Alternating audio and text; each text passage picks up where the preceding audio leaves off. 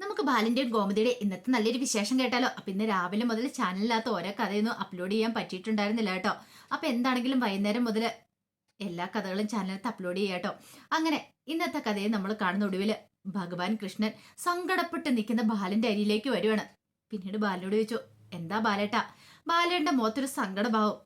എനിക്ക് സങ്കടമൊന്നുമില്ല. വെറുതെ പറയണ്ട, ബാലേന്റെ സങ്കടം എനിക്കും മനസ്സിലാവുന്നുണ്ട്. അപ്പോഴേക്കും ബാലൻ പറഞ്ഞു, അത് പിന്നെ അതെ, രാമേട്ടനോട് സത്യാവസ്ഥ ഒന്ന് ചോദിച്ചു നോക്കാൻ മേലായിരുന്നോ? എന്താന്ന് രാമേട്ടനോടൊന്ന് സംസാരിക്കാൻ മേലായിരുന്നോ? ഞാൻ രാമേട്ടനെ 2-3 വട്ടം വിളിച്ച, പക്ഷെ രാമേട്ടനെ വിളിച്ചിട്ട് കോള് കിട്ടിയില്ല. സാരമില്ല, വിഷമിക്കണ്ട. ആ സമയം ബാലൻ പറഞ്ഞു, എനിക്ക് എന്ത് ചെയ്യണമെന്ന് അറിയില്ലായിരുന്നു. കൃഷ്ണമംഗലംകാരുടെ ചോദ്യത്തിന് മുന്നിൽ ഞാൻ ഉത്തരം മുട്ടി നിൽക്കേണ്ടതായിട്ട് വന്നു. അത് ഓർക്കുമ്പോ എനിക്ക് വിഷമമുണ്ടെന്ന് പറയണേ. എന്തിനാ ബാലേട്ട വിഷമിക്കണേ? കാരണം വിഷമിക്കേണ്ട കാര്യമൊന്നുമില്ല. നിനക്ക് വാക്കുകളില്ലാതെ നീ ഉത്തരം മുട്ടി നിൽക്കുന്നിടത്ത് ഞാൻ നിനക്ക് വേണ്ടി സംസാരിക്കും എന്ന് ഭഗവാൻ കൃഷ്ണൻ പറഞ്ഞു. എന്താ പറഞ്ഞേ? അല്ല, ഭഗവത്ഗീതയില് ഭഗവാൻ കൃഷ്ണൻ അങ്ങനെയാണല്ലോ പറഞ്ഞേ, ഞാൻ അത് പറഞ്ഞ. അതുകൊണ്ട് ബാലേട്ടൻ വിഷമിക്കൊന്നും വേണ്ട. ദേ, എല്ലാത്തിനും പ്രകൃതി സാക്ഷിയല്ലേ, അതുകൊണ്ട് ധൈര്യമായിട്ടിരിക്കുക. ഭഗവാനെ ആശ്രയിച്ചാൽ മതി, മാത്രം മതി. ഭഗവാൻ കാത്തോളും ബാലേട്ടനെ. ഞാനല്ലേ പറയണേ, ഞാനല്ലേ വാക്ക് തരുന്നേന്ന് ചോദിച്ചു. അതും പറഞ്ഞിട്ട് ഭഗവാൻ കൃഷ്ണൻ അങ്ങോട്ട് പോയി കഴിഞ്ഞപ്പോൾ ബാലനൊരു അന്താളിപ്പോട് കൂടിയിട്ട് ഇങ്ങനെ നിൽക്കണം. ബാലനൊന്നും മനസ്സിലായില്ല. അതേസമയം മുഹൂർത്തത്തിനുള്ള സമയമായി. ധർമ്മനും വധുവും ഇങ്ങനെ മണ്ഡപത്തിലിരിക്കുകയാണ്. അപ്പോഴേക്കും തിരുമേനി പറഞ്ഞു, അതെ, മുഹൂർത്ത സമയമായി, ഇനി താലികെട്ടാണ്, താലി എടുത്തു കൊടുക്കാൻ പറയാ. അത് കേട്ടപ്പം അച്യുതൻ അനന്തനെ ഒന്ന് നോക്കി. ആണെന്ന് ഭയങ്കര സന്തോഷത്തോടുകൂടി അങ്ങോട്ടേക്ക് വന്നിട്ട് താലി വാങ്ങി ധർമ്മന്റെ കയ്യിലേക്ക് നീട്ടുവാണ്. ഇത് പിടിക്ക്, താലി കെട്ടാൻ പറഞ്ഞിട്ട്. പക്ഷെ ധർമ്മൻ താലിയിലേക്ക് പോലും നോക്കിയില്ല. ദേ ധർമ്മ മോനെ, നീ താലി മേടിച്ച് കെട്ടാൻ പറയാം. പക്ഷെ ധർമ്മം മേടിക്കാതെ ഇങ്ങനെ നിൽക്കുക. എല്ലാവരും ഒരു നിമിഷം അന്തം വിട്ട് നിൽക്കുക. ധർമ്മനാണ് മൈൻഡ് പോലും ചെയ്യുന്നില്ല. ധർമ്മന്റെ മനസ്സിലാണെങ്കിൽ ബാലന്റെ മുഖം മാത്രമായിരുന്നു ആ സമയത്ത് ഉണ്ടായിരുന്നേ. ധർമ്മൻ താലി മേടിക്കാതെ ഇങ്ങനെ വല്ലാതെ വിഷമിച്ച് നിൽക്കുക. ആ സമയത്ത് വിഷമിച്ചിരിക്കുന്ന ബാലന്റെ അടുത്തേക്ക് രാമേട്ടൻ വരുന്നേ. രാമേട്ടനെ കണ്ടു കഴിഞ്ഞപ്പോഴത്തേനും ബാലനൊരു അന്താളിപ്പോടുകൂടി നോക്കണം. രാമേട്ടൻ വന്നിട്ട്, എടാ മുഹൂർത്തമായി, നീ ഇതെന്താ ഇവിടെ നിൽക്കുന്നേ? ആ സമയത്ത് ബാലൻ നോക്കിയിട്ട് പറഞ്ഞു, അതെ, നമ്മൾ തീരുമാനിച്ചുറപ്പിച്ച് വിവാഹമല്ല നടക്കുന്നേ. വിവാഹം അല്ലെന്നോ? അതെ, കൃഷ്ണമംഗലംകാർ തീരുമാനിച്ചുറപ്പിച്ചു ഇപ്പൊ എന്തോടെ നടക്കാൻ പോണ ധർമ്മനെ. നീ എന്തൊക്കെയാടാ ബാല പറയണേന്ന് ചോദിക്കുക. ആ സമയത്ത് ധർമ്മനോട് ആനന്ദം പറഞ്ഞു, ധർമ്മ, ഈ താലി മേടിച്ച് കെട്ടാൻ പോനെന്നൊക്കെ പറയാ. പക്ഷെ ധർമ്മം കൂട്ടാക്കില്ല. ധർമ്മന് ഒരേ ഇരിപ്പാ. എടാ, മര്യാദയ്ക്ക് മേടിച്ച് കെട്ടുന്ന നിനക്ക് നല്ലതെന്ന് ആനന്ദം പറഞ്ഞു. പക്ഷെ എന്നിട്ടൊന്നും ധർമ്മനൊരു അനക്കമില്ല. അപ്പോഴേക്കും ഇന്ദിരാൻ പറഞ്ഞു, മോനെ ധർമ്മ, നീ എന്താടാ ഇങ്ങനെ? അല്ല, ഇനിയിപ്പം നിനക്ക് തീരുമാനങ്ങളൊക്കെ എടുക്കാനുള്ള അവകാശമുണ്ട്. നിന്റെ ഇഷ്ടം എന്താന്ന് വെച്ചാൽ അങ്ങനെ തന്നെ ചെയ്യ എന്ന് പറഞ്ഞു. അപ്പൊ എല്ലാരും കൂടെ നോക്കി നിൽക്കുവാണ്. താലിയും പിടിച്ചോണ്ട് അനന്തൻ ഇങ്ങനെ നിൽക്കുക.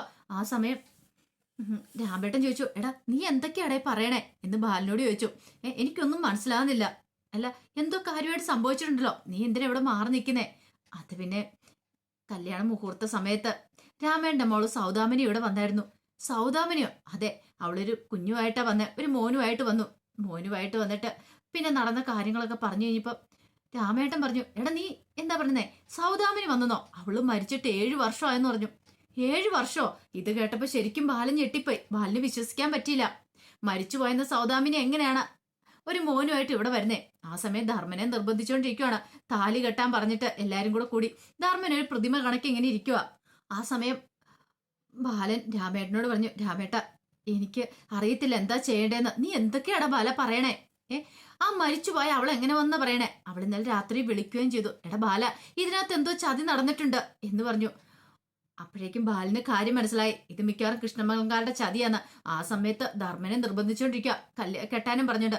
അച്യുതൻ പറഞ്ഞു, എടാ മോനെ, മുഹൂർത്തം കഴിയാറായി, നീ ഇത് എന്ത് നോക്കിയിരിക്കുക? കെട്ടാൻ പറയണ. ഒടുവില് ധർമ്മൻ താലി വാങ്ങി. ആ സമയത്ത് എല്ലാവരുടെ മുഖത്തൊരു പുഞ്ചിരിയൊക്കെ ഉണ്ടായി. പെണ്ണിന്റെ മുഖത്തൊരു പുഞ്ചിരി ഉണ്ടായി. പക്ഷേങ്കില് ധർമ്മൻ ആ പെണ്ണിന്റെ മുഖത്തേക്ക് പോലും നോക്കില്ല. സുകന്യയുടെ മുഖത്ത് പോലും നോക്കാതെ ധർമ്മൻ ഈ നിൽക്കുക. താലി ഇങ്ങനെ കൈ പിടിച്ചോണ്ട് നിൽക്കുക. ആ സമയത്ത് അച്യുതൻ പറഞ്ഞു, എടാ താലി കെട്ടാന്ന് പറയണം. ഒടുവില് ആ പിടിച്ച മുഖത്തോടു കൂടി ധർമ്മന് സുകന്യയുടെ കഴുത്തിൽ ഇങ്ങനെ താലി കെട്ടാനായിട്ട് ഒരുങ്ങുകയാണ്. ആ സമയത്ത് രാമേട്ടൻ അങ്ങോട്ട് പാഞ്ഞു വരുന്നേ. രാമേട്ടൻ വരുമ്പം കാണുന്ന കാഴ്ച ധർമ്മൻ സുകന്യയുടെ കഴുത്തിൽ താലി ചാർത്തുന്നായിരുന്നു. ഒരു നിമിഷം ഞെട്ടലോടുകൂടി രാമേട്ടൻ ആ കാഴ്ച കണ്ടു നിന്നു. ആ സമയം ബാലൻ ആകെപ്പാടെ വിഷമിച്ച് പുറത്ത് നിൽക്കുക. ബാലന്റെ മനസ്സിൽ ഭയങ്കര സങ്കടമായിരുന്നു. ചതിയാണ് നടന്നിരിക്കുന്നത്. പക്ഷെ എന്ത് ചെയ്യാൻ പറ്റും? ധർമ്മന്റെ കല്യാണം അതാണല്ലോ പ്രധാനം. ആദ്യ കൂട്ടര് പിണങ്ങി പോവുകയും ചെയ്തല്ലോ. ആ സമയത്താണ് ഒന്ന് രണ്ട് യാചകരെന്ന് തോന്നുന്നവർ അങ്ങോട്ട് വരുന്നേ. അവർക്കാണെങ്കിൽ വിശന്നിട്ട് വരുന്നതാണ്. കല്യാണമൊക്കെ അല്ലേ, അപ്പൊ എന്തായാലും ആഹാരം കഴിക്കാൻ കിട്ടുമെന്നുള്ള പ്രതീക്ഷയോട് കൂടിയിട്ടാണ് അവർ വരുന്നത്. രണ്ട് മൂന്ന് പേരുണ്ടായിരുന്നു. അവർ വന്നിട്ട് പുറത്തുനിന്ന് ബാലനോട് പറഞ്ഞു, സാറേ ഞങ്ങൾക്ക് എന്തെങ്കിലും ആഹാരം കഴിക്കാൻ കിട്ടുമെന്ന് ചോദിച്ചു. അത് കേട്ടപ്പോൾ ബാലൊന്നും മിണ്ടിയില്ല. അല്ല, ഞങ്ങൾക്ക് ഇങ്ങനെയൊക്കെ എന്തെങ്കിലും ആഹാരം കഴിക്കാനായിട്ട് കിട്ടുള്ളൂ എന്ന് പറയണം. ഉടനെ ബാലൻ പറഞ്ഞു, അതെ നിങ്ങൾ ഈ വഴി അങ്ങോട്ട് പോയിക്കോ എന്ന് പറയണം. അവിടെ ആഹാരമുണ്ട്, വാങ്ങിച്ച് കഴിച്ചോളാൻ പറഞ്ഞു. അങ്ങനെ അവരങ്ങോട്ടേക്ക് പോയി. ഈ സമയത്ത് ധർമ്മൻ പെണ്ണിന്റെ കഴുത്തിലൊക്കെ താലി കെട്ടി, മുഖത്ത് പോലും നോക്കാതെ കെട്ടി. അതിനുശേഷം മാല അങ്ങോട്ട് പരസ്പരം അണിയുവാണ്. രാജശ്രീയുടെ അച്യുതന്റെ മുഖത്തൊക്കെ ഭയങ്കര ഒരു ചിരി, ഒരു വിജയ ചിരി. രാജശ്രീ ഭയങ്കര ചിരിച്ച് സന്തോഷിക്കുകയാണ്. അതുപോലെ തന്നെ സുകന്യയുടെ മുഖത്ത് ചിരിയായിരുന്നു. രാജശ്രീനെ നോക്കി ചിരിക്കുന്നുണ്ട്. അപ്പൊ അവരെല്ലാം മുൻകൂട്ടി പ്ലാൻ ചെയ്താണ് കാര്യങ്ങളൊക്കെ നടപ്പിലാക്കിയത്. ഇതൊക്കെ കണ്ടുകൊണ്ട് രാമേട്ടൻ ഒരു ഞെട്ടലോടുകൂടി നിൽക്കുക. മാല ചാർത്തുന്ന സമയത്തും ധർമ്മന് സുകന്യയുടെ മുഖത്തേക്ക് പോലും നോക്കാനായിട്ട് കൂട്ടാക്കിയില്ല. ധർമ്മന് അത്രയ്ക്ക് വിഷമം ഉണ്ടായിരുന്നു. ആ സമയം ബാലന്റെ കണ്ണൊക്കെ നിറഞ്ഞൊഴുകി ബാലനിങ്ങനെ മാറി വന്ന അവിടെ ഒരു ഊഞ്ഞാലിട്ടുണ്ടായിരുന്നു. അങ്ങനെ ആ ഊഞ്ഞാലിലേക്ക് അങ്ങോട്ട് ഇരിക്കുവാണ്. അപ്പോഴേക്കും ഗോമതി അങ്ങോട്ട് വന്നു. ഗോമതി വന്ന് ബാലന്റെ കയ്യിലേക്ക് അങ്ങോട്ട് പിടിച്ചു. ബാലന്റെ കണ്ണൊക്കെ നിറഞ്ഞൊഴുകി ബാലൻ അവിടെ നിന്ന് പൊട്ടി കരയുവാണ്. അതുപോലെ തന്നെ ഗോമതിയും കരയുവാണ്. എങ്ങനെ ബാലനെ ആശ്വസിപ്പിക്കണമെന്ന് ഗോമതിക്ക് അറിയില്ല. ആ സമയം കെട്ടും മാലിയിടലൊക്കെ കഴിഞ്ഞിട്ട് ധർമ്മൻ ഇങ്ങനെ ഇരിക്കുവാണ്. ധർമ്മന്റെ മനസ്സിലേക്ക് ബാലന്റെ മുഖം ഓർമ്മ വന്നേ. അനന്തം പറഞ്ഞ കാര്യങ്ങളൊക്കെ.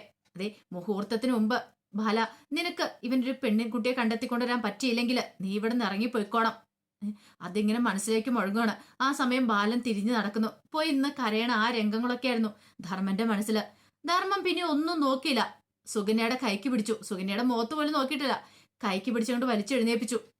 അവളുടെ കയ്യേലും പിടിച്ചോണ്ട് മണ്ഡപത്തിൽ നിന്ന് അങ്ങോട്ട് പുറത്തേക്ക് ഇറങ്ങണം. ആ സമയത്ത് എല്ലാവരും എന്താന്ന് ചോദിക്കുന്നുണ്ട്. പക്ഷെ ധർമ്മം മറുപടി ഒന്നും പറഞ്ഞില്ല. സുകന്യനെ പിടിച്ചു വലിച്ചോണ്ടാണ് പുറത്തേക്ക് അങ്ങോട്ട് ഇറങ്ങി വരുന്നത്. എല്ലാവരും ഒരു നിമിഷം ഞെട്ടിത്തെരിച്ചിരിക്കുക. കെട്ടും കഴിഞ്ഞു, മാലയിടലും കഴിഞ്ഞു. ധർമ്മന്റെ എന്നാ പ്ലാനിങ് എന്താന്ന് മനസ്സിലായില്ല. ഇത്ര സമയം ഭയങ്കര സന്തോഷത്തോടെ ചിരിച്ചുകൊണ്ടിരുന്ന അനന്തന്റെ അച്യുതന്റെ ഒക്കെ മുഖം അങ്ങോട്ട് മാറി. അവർക്കും എന്ത് ചെയ്യണമെന്ന് അറിയില്ല. ഈ സമയത്ത് ബാലൻ ഗോമതിയോട് പറഞ്ഞു, ഗോമതി എനിക്കൊരാഗ്രഹം ഉണ്ടായിരുന്നുള്ളൂ, കല്യാണം കാണാൻ പറ്റിയില്ലെങ്കിലും ആ അവന്റെ തലയെ കൈവച്ചൊന്ന് അനുഗ്രഹിക്കണമെന്ന്, അവനെ ഒന്ന് ചേർത്ത് പിടിക്കണമെന്ന്. അത് കേട്ടപ്പോൾ ഗോമതി പറഞ്ഞു, സാരമില്ല വിഷമിക്കേണ്ട ബാലേട്ടാന്നൊക്കെ പറയണം. അപ്പോഴേക്കുമാണ് ഹളിയാന്നൊരു വിളി കേട്ടെ. നോക്കിക്കഴിഞ്ഞപ്പോ പെണ്ണിന്റെ കൈയും പിടിച്ചോണ്ട് അങ്ങോട്ട് പാഞ്ഞെടുക്കുന്ന ധർമ്മന്റെ ഭാര്യ സുകന്യനെയാണ് കണ്ടത്. അങ്ങനെ അവരെ കണ്ടു കഴിഞ്ഞപ്പോഴത്തേനും ബാലനും ഗോമതിയും പെട്ടെന്ന് ചാടി എഴുന്നേറ്റു. അങ്ങനെ ചാടി എഴുന്നേറ്റ് നിന്ന് കഴിഞ്ഞപ്പോഴത്തേനും ധർമ്മം വന്നിട്ട് ബാലനോട് പറഞ്ഞു, അളിയന്റെ കാല് തൊട്ട് ആദ്യം അനുഗ്രഹം മേടിക്കണം, അതാണ് ഞാൻ ചെയ്യേണ്ടതെന്ന് പറഞ്ഞു. അന്ന് പിന്നീട് അങ്ങനെ അവർ രണ്ടുപേരും കൂടെ ബാലന്റെ ഗോമതിയുടെ കാല് തൊട്ട് അനുഗ്രഹം മേടിക്കുക. ബാലന്റെ സന്തോഷം കൊണ്ട് കണ്ണു നിറഞ്ഞൊഴുകി. ആ സമയത്ത് ധർമ്മന്റെ കണ്ണു നിറഞ്ഞു വന്നു. ബാലൻ രണ്ടുപേരെ ചേർത്ത് പിടിക്കുകയാണ്. ധർമ്മനോട് പറഞ്ഞു, എടാ എന്നാലും എനിക്ക് ഇത്രയെങ്കിലും ചെയ്യേണ്ട അളിയ എന്ന് പറഞ്ഞു. ഗോമതി പറഞ്ഞു, എടാ മോനെ നീ ഇനി പൊയ്ക്കോ, അനെങ്കിലും കിട്ടില്ല, അവിടെ എല്ലാവരും നിന്നെ അന്വേഷിക്കുമെന്ന് പറയണം. ആ സമയം ധർമ്മം പറഞ്ഞു, അളിയ നീ ഒന്നും പറയണ്ട, എനിക്കെല്ലാം മനസ്സിലായി, നീ എൻ്റെ അടുത്തേക്ക് വന്നല്ലോ, അത് തന്നെ എനിക്ക് ഭയങ്കര സന്തോഷമുള്ളൊരു കാര്യമെന്ന് പറയണം. അങ്ങനെ ധർമ്മനെ സുകന്യനെയും കൂടെ അങ്ങോട്ടേക്ക് പറഞ്ഞു വിട്ടു. ബാലനും ഗോമതിക്കും പെരുത്ത സന്തോഷമായി. ആ സമയം കല്യാണം എല്ലാം കഴിഞ്ഞ് കഴിഞ്ഞപ്പോൾ ശ്രീകലയുടെ കൈ പിടിച്ചിട്ട് ഉദയഭാനു പറഞ്ഞു, ഇതേ നമുക്കിനിവിടുന്ന് പോകാന്ന് പറയണം. ശ്രീകലയുടെ ശരിയാ, നമുക്കിനിവിടെ നിൽക്കേണ്ട ഉദയേട്ട എന്ന് പറയണം. അങ്ങനെ ഉദയഭാനുവിന്റെ കയ്യെ പിടിച്ചിട്ട് പെട്ടെന്ന് രണ്ടുപേരും സ്റ്റെപ്പ് ഇറങ്ങി താഴേക്ക് വരണ സമയത്ത് ശ്രീകല അവിടെ ഉരുണ്ട് പിടിച്ച് സ്റ്റെപ്പേ വീഴുവാണ്. ഉദയഭാനു പറഞ്ഞു, നീ എന്തു പരിപാടി കാണിച്ചേ, എന്റെ കയ്യെ പിടിച്ച് വലിച്ചോണ്ടല്ലേ ഇങ്ങനെയൊക്കെ സംഭവിച്ചേ. അത് കണ്ടോണ്ടാണ് ശ്രീദേവി ഓടി വരുന്നത്. എന്താമ്മേ എന്ത് പറ്റിയെന്ന് ചോദിക്കുക. മോളെ ഞാനൊന്ന് വീണു, എന്റെ കാലും അടിഞ്ഞാന്നാ തോന്നേ. അത് കേട്ടോണ്ട് വന്ന് ആനന്ദ് പറഞ്ഞു, ഓ ഇപ്പൊ എനിക്ക് സമാധാനമായി. ഇനിയിപ്പം ശ്രീദേവിയെ വീട്ടിലേക്ക് പറഞ്ഞു വിടുന്നതിന് എന്ത് കള്ളത്തരം പറയണമെന്ന് ആലോചിച്ചുകൊണ്ടിരിക്കുവായിരുന്നു ഞാൻ. അപ്പോഴാണ് ഇങ്ങനെ ഒരു സംഭവം ഉണ്ടായത്. ഇനിയിപ്പം എനിക്ക് ധൈര്യപൂർവ്വം ശ്രീദേവിയെ നിങ്ങളോട് പറഞ്ഞയക്കാലോ, പേടിക്കേണ്ട കാര്യമൊന്നുമില്ലല്ലോ, വീട്ടിൽ കള്ളത്തരം പറയേണ്ട കാര്യമില്ലല്ലോ എന്ന് പറഞ്ഞു. അത് കേട്ടപ്പോൾ വല്ലാത്തൊരു ഞെട്ടലോടുകൂടി ശ്രീദേവി ആനന്ദിനെ നോക്കുക. അപ്പൊ അതിന്റെ വിശേഷങ്ങളൊക്കെ കാണുന്നത്. ഇതിന്റെ ബാക്കി വിശേഷങ്ങളുമായിട്ട് വൈകുന്നേരത്തെ പ്രമോയി വരാട്ടോ. ഒരിക്കൽ കൂടി എല്ലാവർക്കും ശുഭദിനം നേർന്നുകൊണ്ട് നിർത്തുന്നത്.